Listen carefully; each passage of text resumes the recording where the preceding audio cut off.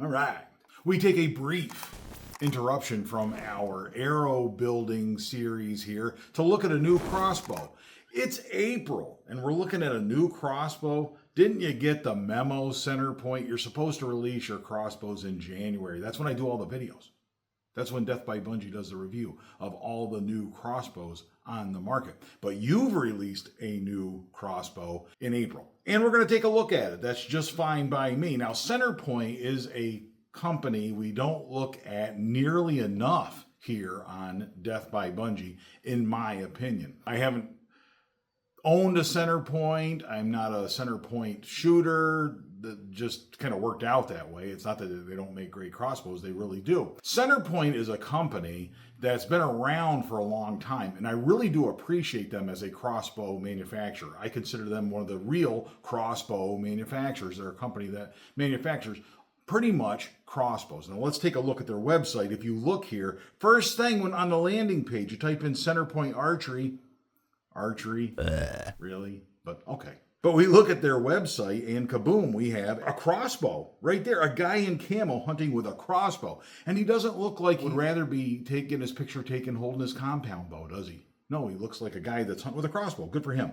And he's proud of it and he's loving this crossbow. And it's a good looking crossbow. It's a good looking crossbow. If we look on here, it starts with crossbows. Good for them. The whole left category, whole bunch of crossbows. And they do have another new one this year, that 430D, which really is a revamped 430. I think it has like a decocking feature, and that's the difference there. So that's pretty cool. But that is the gist of their website. That's the main focus of their website is crossbows. They do, Centerpoint does sell a recurve hunting bow and some youth bows and fishing bows, but they do sell a recurve hunting bow. I'm not interested in that, but for $99, you can have something that, in my opinion, is good enough to take out in the backyard and shoot at a target, and that's about all. I am a crossbow hunter. I'm a crossbow purist.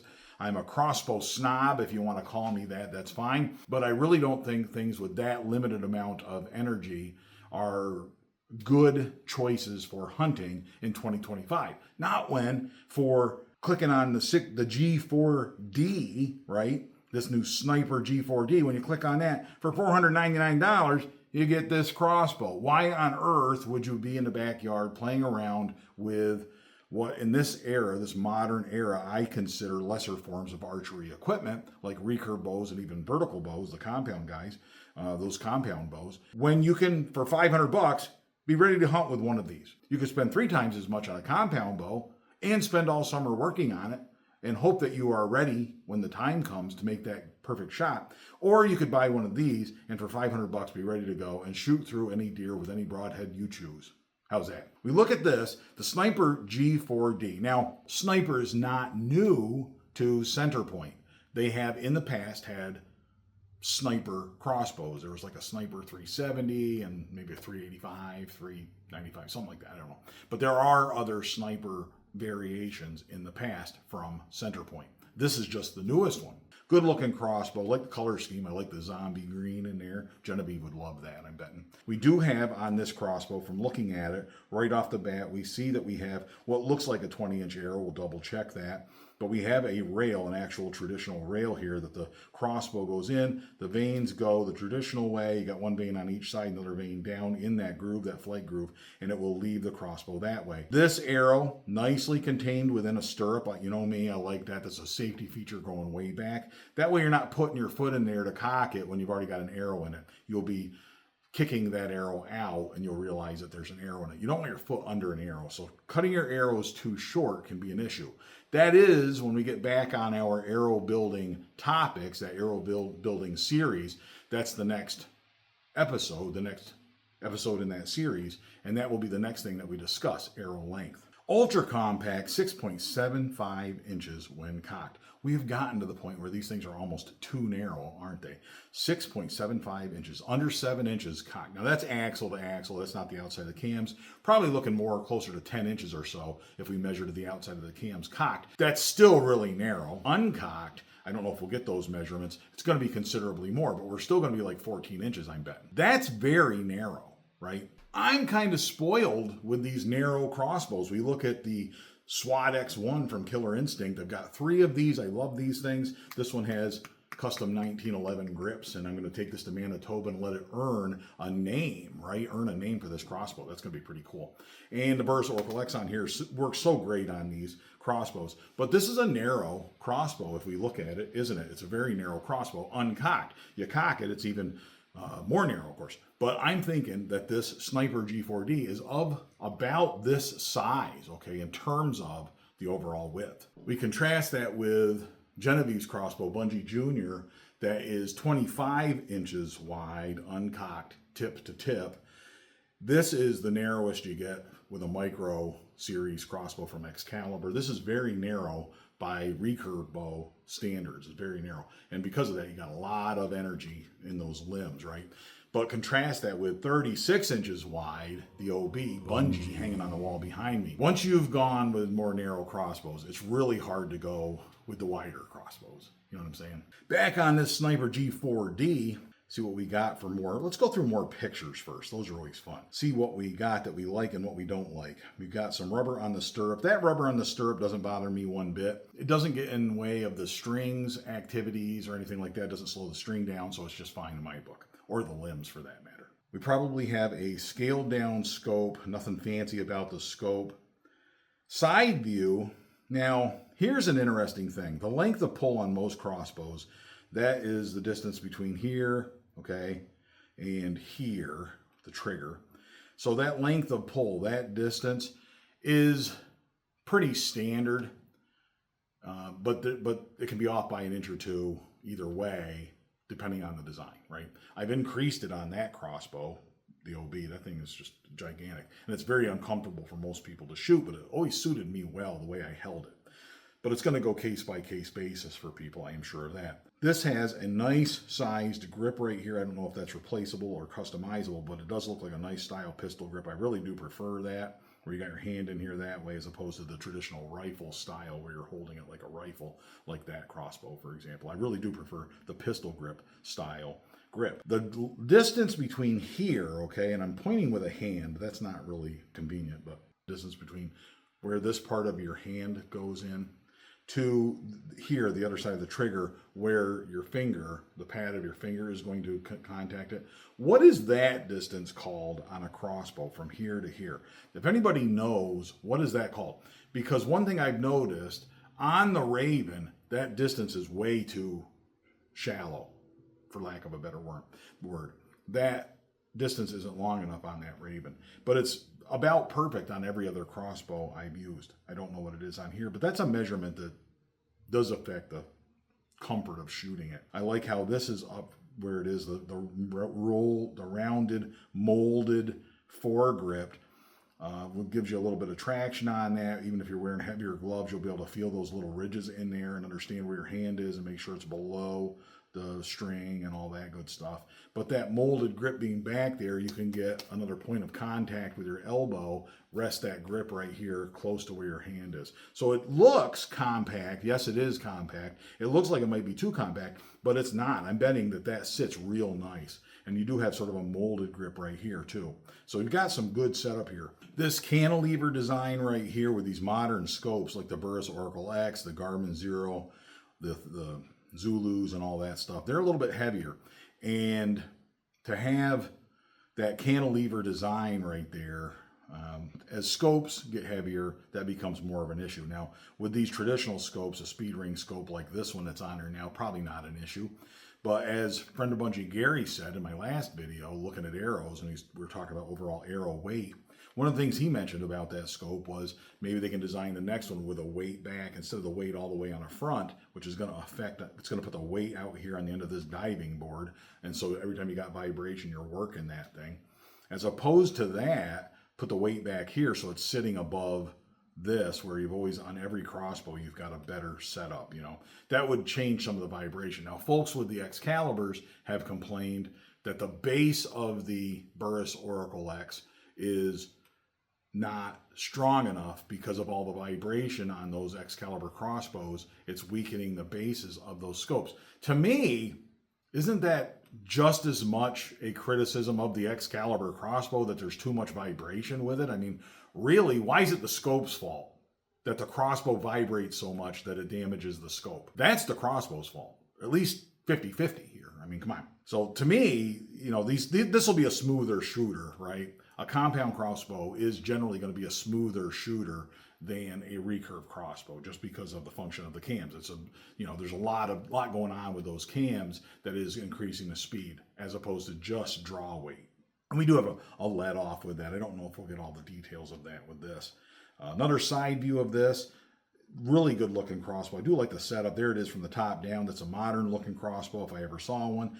You know, back in the day, we used to have the limbs sticking out here and the limbs sticking out here, right? Now we have the limbs, we have a wider riser typically, and we have limbs that run more parallel, especially when cocked. It's parallel to the barrel of the crossbow. That's pretty good stuff, but that's a very modern design, a very modern looking crossbow. Has a detachable crank. This looks very similar to cranks that you see from Excalibur, the Charger crank and all that good stuff. Not the biggest fan of cranks in general, not the biggest fan of this crank, and I see that it is a sled crank design. This is a sled.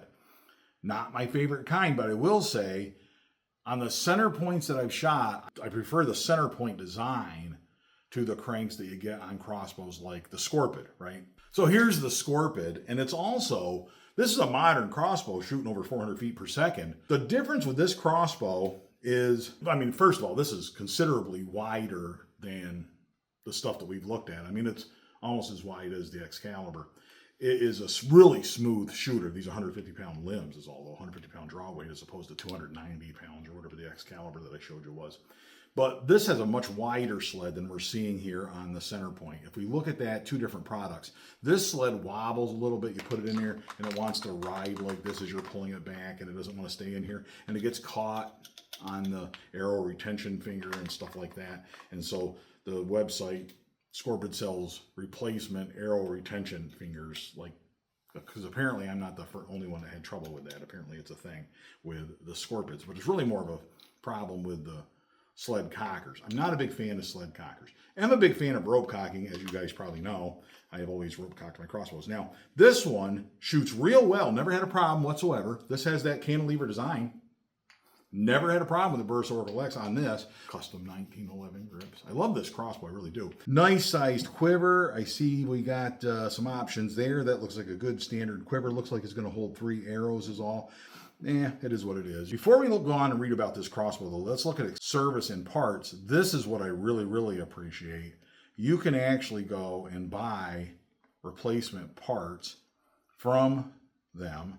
Pick out your crossbow. I don't know if they have this one listed yet. I don't see it on there. But a lot of people have amp heads, for example, though. If you've got an amp head 415, you can click on here and you can buy certain parts. Like you can buy the front end assembly. They've got this on here. What cables do you need? What strings do you need? And then you can buy those parts. This is a cool thing about Centerpoint. I bought a stirrup off of Centerpoint before. Remember, I was putting a Centerpoint stirrup on the SWAT X1. I ended up getting rid of those because I just like to keep them as stock as possible. But I will say, very handy to be able to get on here. Like, this is a reason why I would invest in Centerpoint. You buy a Centerpoint and you can buy the parts to fix your Centerpoint. And if you get real handy, you don't even need a shop. You can just do all this stuff yourself. Pretty cool. I really like that. Let's go back, though, and take a look at that sniper. We'll get that Sniper G4D. The Sniper is back and ready to strike. The new Sniper G4D crossbow is ultra compact with a 6.75 axle-to-axle width when cocked, and offers a detachable silent crank system with a new decocking feature. So it's a D, that D stands for decocking. That's pretty cool. You can decock this crossbow, which in 2025, I really think that is a feature that crossbows should have, right? They should be able to be decocked. Not that much of a hassle, because in the backyard, I never decock. I'm always shooting at targets, right? But hunting, I hunt a lot. And when you're hunting at the end of the night, you got to take out another arrow and put in a decocking arrow, and it's, you know, it's a lot of steps, or have a target or what have you, but you still got to take out the one with the broadhead and put in a one with a field point, shoot that at a target. It's still a lot of steps, right? It's still a lot of steps. At 400 feet per second, so we're shooting 400. That's awesome. With an illuminated 4x32 millimeter scope, fully adjustable stock, and the whisper silencing system, the Sniper G4D is ready to take down whatever game you choose. Probably true. We're going to look at some numbers here in just a second. Ooh. 128 inches overall. This is like a SWAT X1 sized crossbow, right? It's pretty much a SWAT X1 sized crossbow. That's pretty cool. It doesn't have the barrel, but it's $499, $500. This is looking like a really good deal. This ultra compact platform will be at home in a saddle, blind, or tree stand. I agree with that. When we talk about a saddle, I did go through the saddle hunting phase, right? I had a saddle and I took my Scorpid with me. It's a little big. You know, you got the tree right in front of you. A little big to get that around the tree and take advantage of those shots. And it's, even when it's cocked, like you're afraid you're going to hit something with that. It does take up a lot of room. Smaller crossbows really are the future. I do believe that. I think smaller. And that fits right in with what I keep talking about, right? What do I keep talking about? What are the measurements of technology, right? Improvements in technology. Technology generally tries to make things smaller, faster, lighter, denser, and cheaper. And that's important because we like those things. Those are all good things. Comes with a 4x32 scope. Scopes on every crossbow are going to be one of the places where they saved some money. So you might want to upgrade your scope. The buttstock is adjustable. That's pretty cool. Adjustable 4-position buttstock. Anti-dry fire, aluminum riser. Another mark of a more expensive crossbow. I talked about this before. Some of your better crossbows, and here we're talking $500. It's not even expensive really by modern crossbow standards. Aluminum riser. That's a crossbow that is going to maintain accuracy most likely throughout changing weather conditions, and it's going to last a little bit longer than a synthetic riser or barrel. That's pretty cool. Comes with 20-inch arrows, so they are 20-inch arrows. They're .003. Try them out. That's not where, you know, the .001 is a better straightness, but by .002, that's the difference, right? It's negligible. And I kill a lot of deer with .005s and hogs. So, you know, I've used some pretty crappy arrows over the years and still got the job done. But if you got better arrows, it certainly will thank you for that, right? I like this crossbow. Man, I'm liking what I'm seeing. I can tell you that much. I want to see the specs. Where's the spec? Oh, there's our specs. Our specs. Up to 400 feet per second, 142 foot-pounds of kinetic energy. So here's deathbybungie.com, if you aren't familiar with that website. There's a picture of me on there with my big old Maryland buck, which is coming to the trophy room very soon. It is wrapping up its tour of Genevieve's competitions in the Pennsylvania State Taxidermy Association Conference. She competed in that. The buck took third place in the commercial division. Pretty cool for her first time competing. Pretty proud of that. If you follow the Facebook page, there's a bunch of stuff on there. You can follow Genevieve's Taxidermy, links in the description for that. And the other cool thing about that buck is it survived a car accident. That's the only reason it's not hanging in here right now. The story of that car accident is detailed in a couple of podcasts on deathbybungie.com. If we go to podcast, right, this is Talking with Bunjie, the home of Talking with Bunjie. And there's a picture of me with my other Maryland buck, which is on the wall already. That's from years ago, and that's over there. And love that buck. And if we look here, though, Genevieve's Taxidermy Conference, this one, these are different episodes you can listen to. They're audio only. Or I listen to them on Podcast Addict. If you go and listen to them on the podcast app of your choice, you have a lot more. Play it in the car and listen to it that way. All that good stuff. So check out Talking with Bunjie. But back on the calculators, now that we know that kinetic energy, we can go down here to arrow weight used to get manufacturer's stated specs from box. We're going to click on here, and this is what's cool. Check this out. Old Grumpy Hunter, our joint effort here, a Death by Bunjie and Old Grumpy Hunter joint project, doing all these calculators. He set this up with the specs of a modern crossbow out of the box. 400 feet per second like the Centerpoint Sniper G4D. 142 foot-pounds of kinetic energy. I don't even have to change anything. I don't even have to change anything. I don't even have to hit calculate arrow weight because I think it's already calculated. And it is. I'll hit it anyway just because I like pushing buttons. But at that 400 grain arrow was probably what was used. 400 grains. Thank you, Centerpoint. You're awesome. You're awesome. You're a real crossbow manufacturer, getting your speeds with real crossbow arrows that weighed 400 grains, not dinky little pretend arrows. And that, out of the box, shoots .710 slugs of momentum. That is awesome. What more do you want, ladies and gentlemen, in the modern era of crossbows than the Sniper G4D? That, for $500, it will pass through just about anything out of the box with a 400 grain arrow. You can buy this crossbow, you got 3 arrows, and you can go kill deer with it. Put on any broadhead you want, and it's going to pass through that deer. That is crossbow hunting perfection, and that is a modern crossbow, and that's what I'm talking about here on Death by Bunjie. 400 feet per second with a 400 grain arrow. Get you into 0.7 slugs of momentum category out of the box. This is the definition of a modern crossbow. My hat here at Death by Bunjie goes off to Centerpoint for putting out one of these crossbows. I almost want to go buy one. But I'm really still loving my SWAT X1s. But I can tell you, if you're looking for a crossbow, the SWAT X1, they don't make them anymore. I was watching one on eBay to see what it went for. They're harder to find, the price is going to go up, blah, blah, blah. That's why I bought 3 of them, because I really like them. So for now, I'm a SWAT X1 guy. Not in the market for a new crossbow, as much as I like this stuff, and this one in particular. Not in the market for a new crossbow. But if you want a crossbow that is, in a lot of ways, similar to the SWAT X1 from Killer Instinct, and in a few ways superior because it's cheaper. Smaller, faster, lighter, denser, and cheaper. This one's cheaper. This one also is faster. If it's getting up to 400 feet per second with a 400 grain arrow, the Killer Instinct out of the box was not able to achieve that. But it advertised up to 405, but I think with a 390 grainer. This is a great crossbow for $500. Well, that's that. That's all I got for you on this crossbow. Let me know what you think about the Sniper G4D from Centerpoint. And until next time, all hail Bunjie.